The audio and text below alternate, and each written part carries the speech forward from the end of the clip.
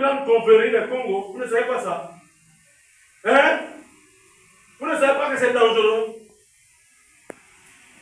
Est-ce qu'ils combattent dans un petit pays de 2 millions d'habitants? Vous connaissez le Congo?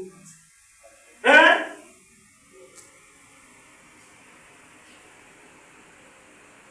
Un jour, il vous a béni par son ministère parce que tout ministère, on ne nous a pas donné un ministère d'argent. Le pasteur n'a pas un ministère d'argent. L'apôtre n'a pas un ministère d'argent. Le prophète n'a pas un ministère d'argent. L'évangéliste n'a pas un ministère d'argent. Les 5 ou les 4 ministères, ce n'est pas des ministères matériels. C'est des ministères liés à la parole.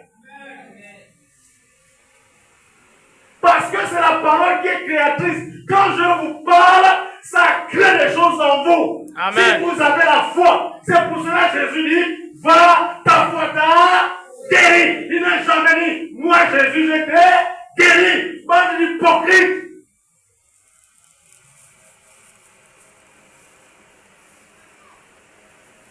Le pasteur n'est pas puissant. Pourquoi toi tu n'es pas puissant? Montre-nous ta puissance.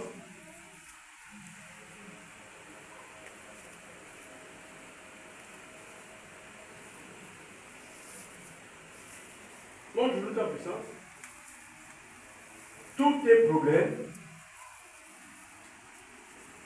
ont besoin, la solution de tes problèmes, c'est un hôtel. C'est toi-même qui l'hôtesse. Josaphat n'était pas un roi. Est-ce qu'il a compté sur son armée? Il a compté sur ses fusils? Il a compté sur l'Éternel.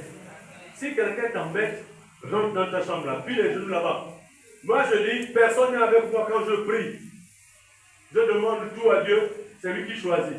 C'est lui qui va dire, ah Mandela c'est trop fort. Hein. Pour ton ennemi là, tu as trop réclamé les choses de lui.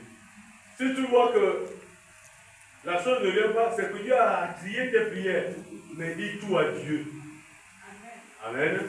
Quand tu es seul là, tu peux dire Seigneur, fais-lui tomber, fais-lui descendre, fais-lui boire son sang.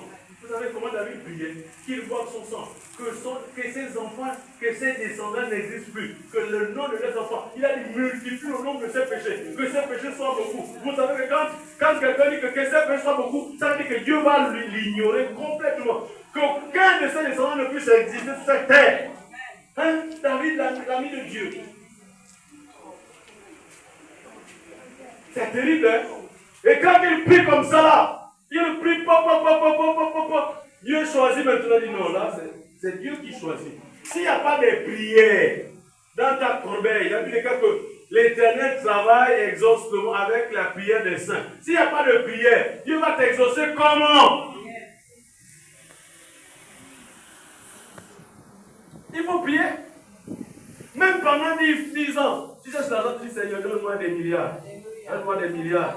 Donne-moi des milliards. Même si ça ne vient pas, mais tu dis Seigneur, donne-moi des milliards. Un jour, les milliards viendront, mais toi, tu seras déjà enlevé au ciel, parce qu'au ciel, c'est mieux que les milliards de la terre. Zacharie a dit quoi? Maintenant, tu peux laisser ton serviteur s'en aller en paix, car j'ai vu le salut. Zacharie, un gars qui a attendu voir Jésus. Oh, mais le gars est dangereux. Il priait tous les jours. Seigneur, fais-moi voir le salut. C'est son sujet de prière. Fais-moi voir le salut. C'est-à-dire que celui qui est porteur du salut, fais-moi voir ce gars-là. Quand il a vu le bébé comme ça, là, il a attrapé et dit waouh. Vraiment. Le gars a vu Jésus seulement. C'est seulement le bébé. Regardez une telle foi. Aïe! Le gars a vu le bébé. Le résultat de toutes ses prières, toute sa jeunesse là, c'est pour voir un bébé.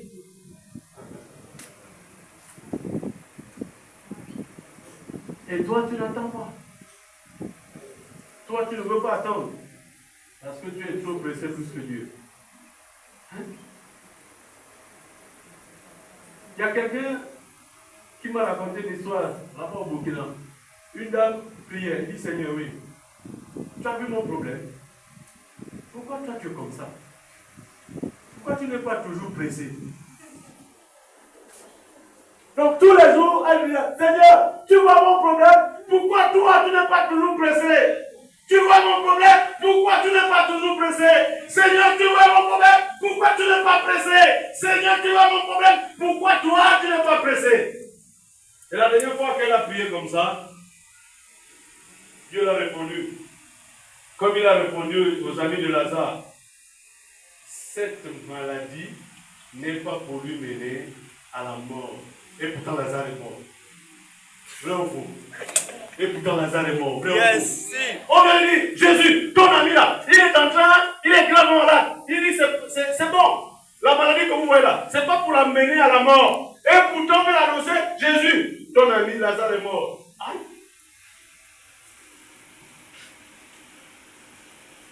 Jésus n'avait pas dit que la maladie ne va pas le tuer. Jésus n'avait pas dit que la maladie de Lazare ne devait pas le tuer. Et pourtant, Lazare est mort, non? On dit dans la Bible que Lazare est mort, non? Oui. Si c'est vous aujourd'hui, vous devez dire quoi? Que c'est Jésus menteur, non? Le pasteur, c'est un menteur, non? Il faut répondre. Moi, je suis théologien. On a dit là, il n'y a plus le niveau, le petit niveau là, c'est fini.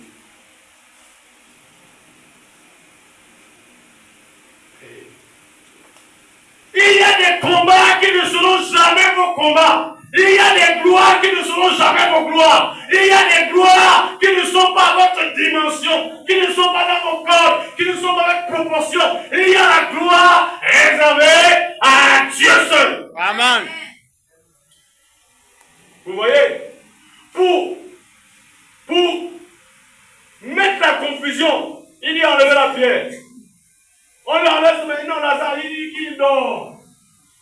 Là, parce qu'on est venu dire qu'il est mort. Il dit non, Lazare dort. Il dit enlever la pierre. Et puis il s'adresse aux morts. Pour les humains, il est mort. Il est même pourri. Pour Jésus, il est vivant. Amen. Et il écoute. Yes. Lazare sort. Et Lazare sortit. Et, mon ami, là maintenant, le pasteur, c'est un vampireux. Vous savez, à chaque fois que nous faisons quelque chose de bien, on est des saints. Je vous parle.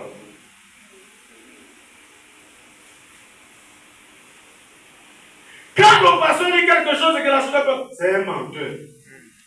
Mais vous n'êtes pas dans la même dimension. Amen. On n'est pas dans la même dimension. Je partais d'ici, bien fatigué, ma famille a chéri là, je voulais plus partir. L'esprit dit, tu pars. J'ai dit, ah ok, c'est bon. Je suis allé. Quand je prends l'avion, je commence à prier. Parce qu'on est en l'air. On est en l'air. On est en l'air, vous comprenez? Tu ne vois rien que les nuages, tu es en l'air. Pendant que les gens sont en train de jubiler. Et puis Dieu m'a fait grâce. À chaque fois que je voyage, je ne suis pas souvent, je ne suis pas en classe d'affaires, mais juste la deuxième classe, la première. Donc je peux bien tendre mes pieds, je laisse même mon sac là, je ne mets pas ça dans les bagages. Et à chaque fois, l'agence me met toujours à cette place. Et puis je peux bouger. Donc je suis là tranquille, je regarde, je dis, oh, quand je suis revenu là, dit Dieu, dans tous les nuages, toi tu es même où là? C'est un océan, c'est terrible. Je regarde, là, toi, en fait, toi tu es même où là? Hein? Tu vois comment les minuscules des gens, des choses insignifiantes sont venus traverser ton territoire comme ça, avec du gasoil puant, avec le bruit des tôles et tout ça. Ah, Seigneur, vraiment, toi tu es même où? Pas de réponse. Et là-bas, tu peux savoir que Dieu est tellement puissant que ça ne se résume pas à des petites paroles que tu donnes souvent. Jésus a dit que la maladie de Lazare ne l'amène pas à la mort. Et pourtant, Lazare est mort. Je ne peux pas m'étendre sur ça. Simplement te dire, ta vallée là peut devenir ton hôtel. Dresse un hôtel pour tes problèmes. À chaque fois qu'un enfant de Dieu a des problèmes, Dieu te sollicite afin que tu dresses un hôtel.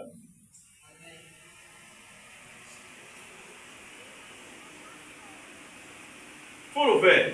Ta vallée, c'est une sollicitude. Dieu te sollicite pour que tu dresses un hôtel. Parce que Dieu ne répond qu'à l'hôtel. Comprenez ici que l'autel, c'est la prière et le jeûne. Je vous avais déjà dit ici que si tu as prié 2, 3, 4 fois, tu ne vois pas le résultat. Change la façon de faire. Et cette dame qui a demandé, Dieu, tu vois mon problème, et toi, tu n'es pas pressé. Et Dieu l'a conduit sur ce passage de Lazare, dans Luc. Elle a tellement bondi, elle a tout abandonné, elle dit, oh Seigneur, donc même si mon problème pourrit, tu vas ressusciter. Après elle est revenue, Seigneur, merci parce que tu es tout le temps à l'heure. Merci Seigneur parce que tu es tout le temps pressé. Merci parce qu'avec moi tu ne te presses pas, non? Merci parce que tu es tout le temps à l'heure. Et merci parce que toi tu es toujours pressé. Ah oui, hein, le temps de Dieu n'est pas ton temps, mon ami. Amen. Dieu à chaque fois, à chaque minute, à chaque heure, il est capable de parler. La montre, ce n'est pas pour Dieu. La montre, c'est pour nous. Les temps, ce n'est pas les époques là, les années, ce n'est pas pour Dieu. Dieu est hors le chronos. Dieu est kairos. Vous m'entendez? Dieu est hors du temps.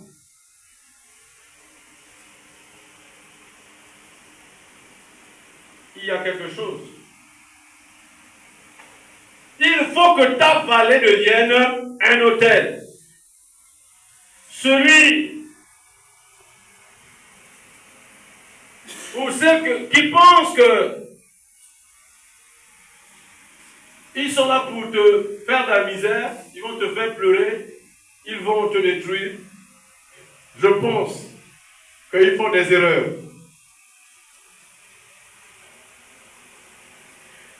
Cette vallée où tu pensais pleurer, mais Dieu veut transformer tes pleurs en sourire. Là où tu pensais pleurer, oui, là où tu pensais avoir de l'amertume, Dieu transforme ça en louange. Dieu change la nature des lieux et des moments. Quand on lui fait confiance. Dieu change la nature et les moments, la nature des problèmes et des moments, quand on lui fait confiance. Dieu change. Subitement, il change. Bien, comme Josaphat m'a invoqué, comme ils se sont humiliés, alors c'est mon combat. Alléluia. Amen. Il faut savoir donner Dieu ses propres problèmes. Pourquoi tu portes le fardeau de Dieu? Tu le portes pourquoi? Dieu t'a dit seulement que toi, charge-toi de ta croix. Et ce charge de sa croix ici, c'est quoi? C'est quoi? Ce charge de sa croix, c'est quoi? Et écoutez-moi bien. Ce n'est pas les péchés. Ce charge de sa croix, ce n'est pas les péchés. Parce que je vais vous dire une chose très grave encore. La Bible dit, celui qui est en Christ ne pêche plus. C'est la vérité. Parce que quand tu as Jésus, dès que le péché est là, la croix efface tout. Ce n'est pas une façon de vous dire allez y pécher. Mais quand tu as Christ, quand tu as confiance à Dieu, la Bible dit que je ne regarde même plus vos péchés à cause de l'agneau. Le sang de l'agneau qui est tellement parfait. Le sacrifice parfait. C'est toi qui penses que tu es un homme de péché, une femme de péché. Et ça réduit ta foi. Ça réduit ta consécration. Il faut que tu t'engages tout en oubliant le fardeau que Dieu a dit. C'est déjà effacé. Porter sa croix ici, c'est rester dans la sainteté. Est-ce que vous m'entendez? Amen. Gardez la foi. Gardez l'objectif. Parce que le péché en grec veut dire rater son coach. Vous connaissez un coach, non? Non. Vous connaissez le coach? Amen. C'est le point là, de la visée. Vous voyez les gens qui font des entraînements avec les fusils là, non? Voilà, il y a un tableau comme ça. Et puis il y a un point noir au milieu là. C'est ça qu'on appelle le coach. Maintenant, tu prends des flèches. Hein? Parfois, ils jettent avec les mains. Parfois, ce sont des arcs. Parfois, c'est vraiment des fusils. Hein? Donc, quand tu tires, tu n'as pas attendu que tu as raté ton coach. Le péché, ça veut dire que tu as raté ton but. Quand on pêche, ça veut dire qu'on a raté notre... Et le but du chrétien, c'est vivre dans la sainteté. Il faut dire Amen. Amen. Vous allez me payer ici désormais.